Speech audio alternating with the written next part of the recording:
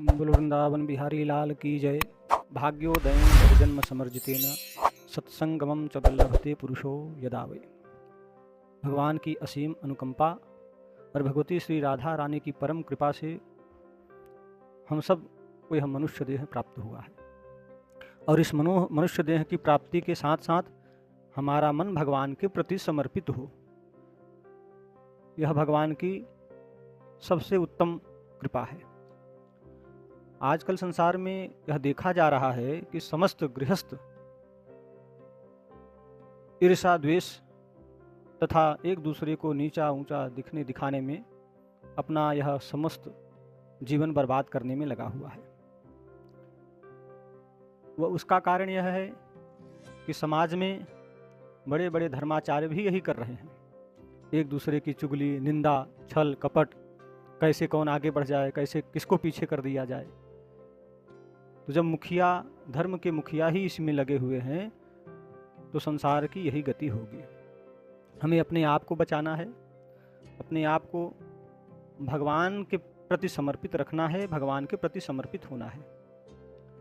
और उसका केवल और केवल मात्र एक साधन, जहाँ तक मैं समझता हूँ, कि अपना संबंध केवल भगवान से ही रखे मुख्य रूप से।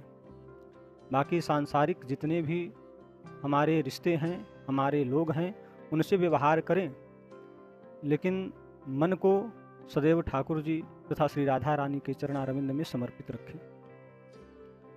अगर हम जो चीज़ देखते हैं वही हमारे आचरण, वही हमारे संस्कार में घुल मिल जाता है और हमें पता भी नहीं लगता। जैसे घर में छोटे बच्चे कार्टून या लड़ाई झगड़े, ऐसी मूवीज़, ऐसे पिक्चर देखते हैं तो घर में वो भी एक्टिंग करने लग जाते हैं इसे।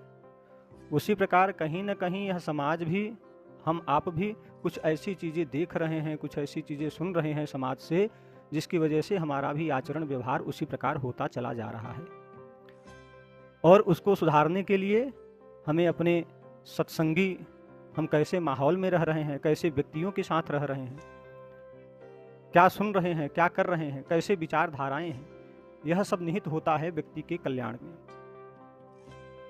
और अपना पूरा जीवन किसी के प्रति समर्पित कर दिया जाए, लेकिन अगर 100 बात मानने के बाद एक बात अगर नहीं मानी जाएगी तो 99 बातें या 100 बातें वो सब व्यर्थ हो जाती हैं। लेकिन अगर भगवान के प्रति समर्पित रहे जीव तो करहि करावहि आप सब जन ही बढ़ाई दे। भगवान के प्रति अगर समर्पित रहेंगे हम, तो हम जिससे जो व्यवहार करेंगे उसकी हानि, उसका लाभ सब ठाकुर जी को समर्पित हो, तथा उस हानि लाभ के द्वारा मेरा जो पुण्य कर्म हो तथा पाप कर्म हो वह भगवान स्वयं पर आधारित करके जीव का कल्याण कर देते हैं। यह इतना सरल नहीं है, लेकिन इतना कठिन भी नहीं है। जैसा हम अभ्यास करेंगे, जैसी हमारी जीवन शैली रहेगी, जैसा हमारा आचरण होगा, वैसी ही गति हमारी होगी। इसलिए शरीर से, मन से, वाणी से, कर्म से भगवान के प्रति समर्पित होकर ही अपने जीवन के समस्त कार्यों को करें। छल कपट का त्याग करें।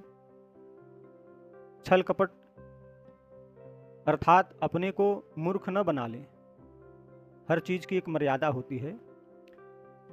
किसी गांव के किनारे एक बरगद का वृक्ष था। उस वृक्ष पे एक सर्प रहता था। गांव वाले उस वृक्ष के पास से जाने से भी डरते थे। उस गांव में एक संत महात्मा आए और गांव में भिक्षा लेकर उसी वृक्ष के नीचे जाने लगे। तो गांव वालों ने कहा, हे महात्मन, आप वहां न जाओ, वहां सर्प रहता है और वह बहुत विषैला सर्प है, कई लोगों को डस लिया है, कईयों की मृत्यु हो गई है, इसलिए हे महानुभाव आप वहां न जाएं। महात्मा ने कहा कि मैं सन्यासी हूँ, मैं किसी ग्राम में निवास नहीं कर सकता, इसलिए मैं उसी वृक्ष के नीचे जाऊंगा और आज उस सर्प से ही सत्संग करूंगा। गांव वाले लाख रोकते रहे, लेकिन महात्मा जी ने सुनी नहीं बात। महात्मा जी चले गए। गांव वाले बड़े व्याकुल कि देखो महात्मा गए हैं, क्या होता है, उनको भी डस लेगा सर्प, उनकी भी मृत्यु हो जाएगी।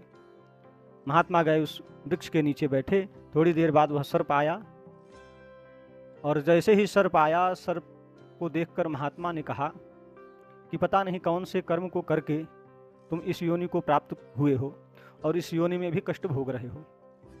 अरे अब तो सत्संग सुनो, सत्संग करो, सत्संग की महिमा बड़ी महान है। ऐसा दिव्य उपदेश दिया कि उस सर्प ने गुरु बना लिया महात्मा को। और महात्मा बोले अब मैं जा रहा हूं, तुम भगवान का स्मरण करो, किसी को तकलीफ मत देना। सर्प ने भी स्वीकार की यह बात, महात्मा चले गए। अब सर्प किसी को तकलीफ नहीं देता।